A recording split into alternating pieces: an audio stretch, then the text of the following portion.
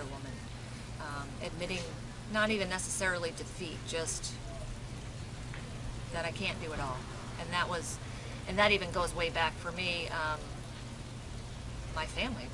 We all do it. We're busy, we work, and you don't stop. You know, to take a nap or to take a break or a vacation, that's, for some reason, unethical. So, you work, you earn it, and because being a parent is a job on top of my job, I didn't stop. Okay. And even though you're bringing up a little family stuff now, I'll hold off until we get down there to delve into that anymore, because I could easily delve into that. All right. What is my responsibility to myself in this situation, and where does my responsibility to myself start and stop? Ideally, my responsibility to myself is to make sure that I am mentally and physically fit and able to take care of my son. Where does it start? I mean, it started when he was born, but it starts when I get up in the morning, making sure I do what I need to do for myself so that my day unfolds peacefully and with balance. It may mean I go to yoga. It may mean I do my morning meditation, that I don't not eat because I'm too busy. But where does it stop? When I see, which is hard for me, that he doesn't need the help anymore, or that I'm overdoing it, I need to stop.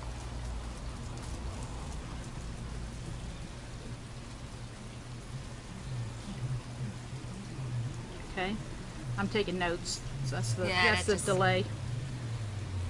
Go ahead, Patty. What were you going to say? No, I was saying that's the part where, starting and stopping, which has to do with boundaries and defining my role. I think I have maybe a little bit distorted, maybe not for a mom, but probably from a professional standpoint, a distorted role of what I need to do and when I need to stop doing what I think I need to do. If that makes sense. Okay. So maybe even some clarity for yourself. Okay.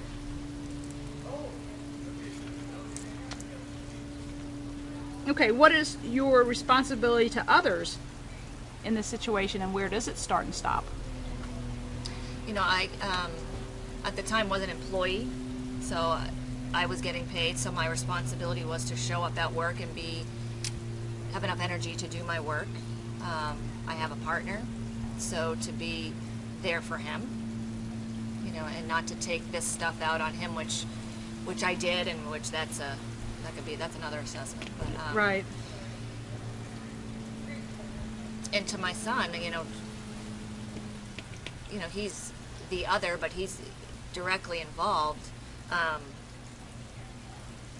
I don't need to run his show. His show is being run by a power much greater than myself, and I need to know when to stop running that too, or running interference. What do you mean by his show, and what do you mean by another power? Just so I'm clear. Let's say with his cancer, I would go overboard trying to find. I didn't agree with the chemotherapy, so I spent a lot of time online and dealing with doctors on how to do something different, make him do something different so he could get healthy and he could get better. No one has a cure for cancer as far as I know now, and I don't. And to go on a little bit of a spiritual level, I think Christopher came here with a purpose, as we all do, from his maker, God, being that power greater than myself. Like he has control over him, not me. And so he had other plans for Chris, and I'm interfering with those. And that's one thing I have to remember. And at the same time, you're the mom who wants to do everything she can to research to make him better, but right. Well, or at least research what you can, because you do have to think outside of what the medical profession is telling you. And okay. So being an advocate is one thing. Advocate is a great word. Yeah. And I'm very. We've gotten involved with the hospital for that reason. I've changed a few things over there, because I've advocated for stuff for him which other kids have benefited from. But it's got to stop. There's got to be a stopping point. And where's the line here? I'm just trying to get clear on. you're saying you need to stop. Where's the line that you feel that you're pushing too much, being an advocate? Changing the doctor's protocols, or I mean, not necessarily different treatment, but if I had put him in their care, then I need to let them do what they set out to do. Okay. That's what I feel. So but if I didn't agree with it, I either have to let them do it or step back. And I would start to let them do it, and if I didn't agree with it, I'd stop it. Okay, let's stay on this for a minute. So where's the line though between you being the advocate and doing the best for him versus letting the professional handle it? So in other words, are you saying what you're saying to me because maybe some path you took didn't end up helping anymore? I think I came to a realization that because it is cancer, Right. there's not a cure. Okay. So they may be, and you start to second guess when he had a relapse after relapse. I mean, some things I still don't agree with, Right. but I don't think it would have made any difference. And it wasted a lot of my energy, and maybe Christopher isn't suitable for, I would have gone for a whole different natural type of healing. Right. But maybe that's not him. So maybe his body wouldn't respond. So again, with the running interference, he may have responded better to the chemicals than I would have thought. Right. And he stopped chemo this last time. He went through 11 months in hospital. 8 months later had a relapse, or probably before, we just didn't know. And they started chemo again, and then he quit. And I don't know if he quit because he knows my beliefs and how many times I didn't agree with chemo, and didn't let him finish. I mean, in one token, it wasn't working because it came back. Right. But I don't know that he would have given it a fair chance, or I don't know, even putting it out there that the chemo is not working, Okay. from a metaphysical standpoint. Okay. Okay. Okay, so anything else on that? What is my responsibility to others in this situation? Start and stop before we move on to the next one? No, I think that's it. Okay. Because then we get into the whole guilt factor, and I think that's a whole... Well, yeah, well, That's a we're whole getting ready. class. Well, we're going now to family patterns, so we can maybe flush out some of this stuff there. Okay.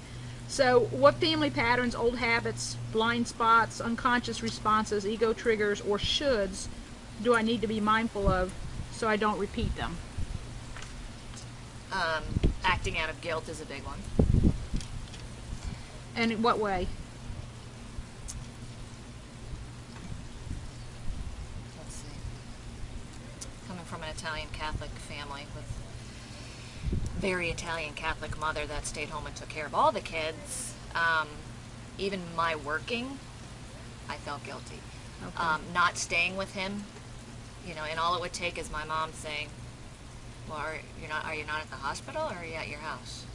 And sometimes I finally let somebody talk me into going home to take a walk on the beach, and then what am I doing? My son's in the hospital. So it doesn't take much to trigger my guilt. Okay. Shoulds, yeah, I should be there with him. Again, the no matter what is a theme for me, whether it be personal relationships, in working, but especially here with my son, and he's my only son, and that could have an impact on my really feeling that no matter what, I need to take care of him. Did you tell me also that he may not have that much longer to live? Yeah, his prognosis is very poor. No one wants to put a time frame on it. Right. But last year, when he had the relapse, it was almost a year, September.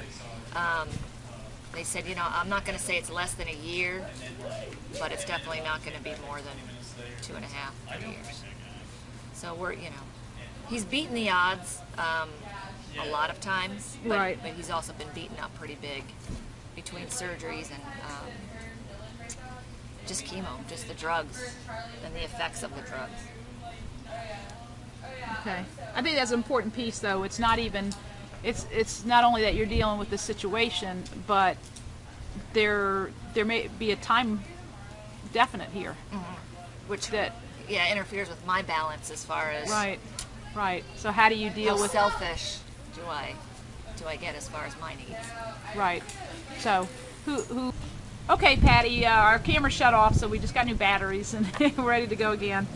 All right, so we left off, we were talking about felt selfish about having your job, and then it's your job to take care of them. So we're on the topic of family patterns and old habits, blind spots, unconscious responses, ego triggers, or shoulds do I need to be mindful of so I don't repeat them? Any of other ones that come to mind? Overextending myself. You know, if that could be considered a bad habit. Not being able to say no. Ego triggers. Yeah, I think because at a young age I worked and I kind of took off from the family and took care of myself and never had to ask for help. Okay. So I don't want to start now. I can do it myself.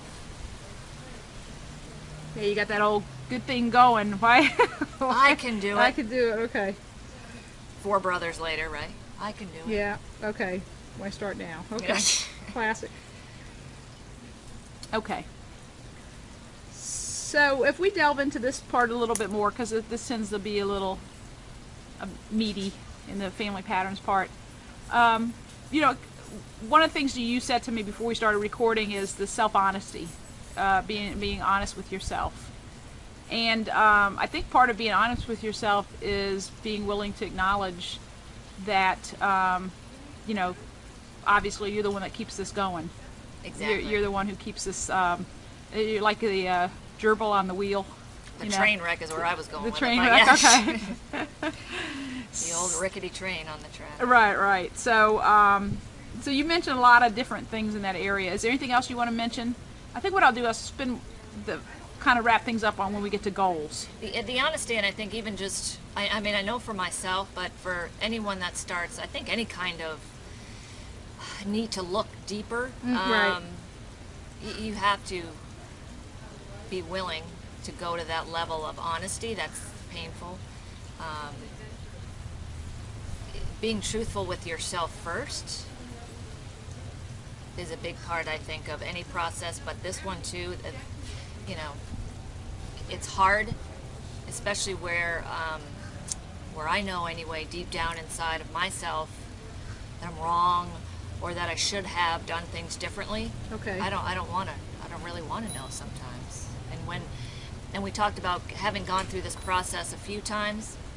Right. When you see, and again, referring to myself, that I'm doing the same things over and over, you know, it becomes a little insane, or I'm saying, okay, so here we are again.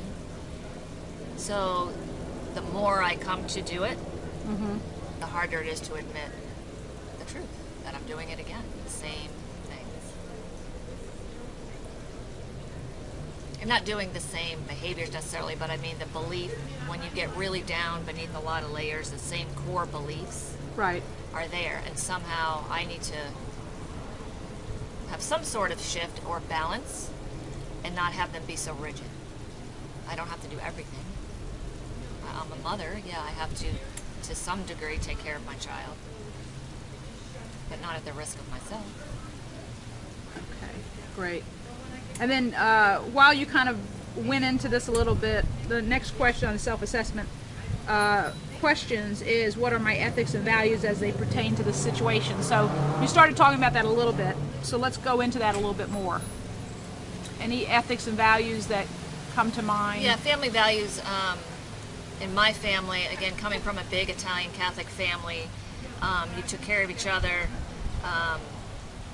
Again, meaning no matter what, you know, even if you were wrong, my brothers were wrong, you would lie for them. I mean, you protected them. My mom, we all were her job. You know, she's 83 now, and she still goes like a horse, thinking she still has to take care of me right now, you know, at my age. So, ethics, being honest, and really putting in a day's work, I feel is something that we grew up with. Being able to relax or take a vacation,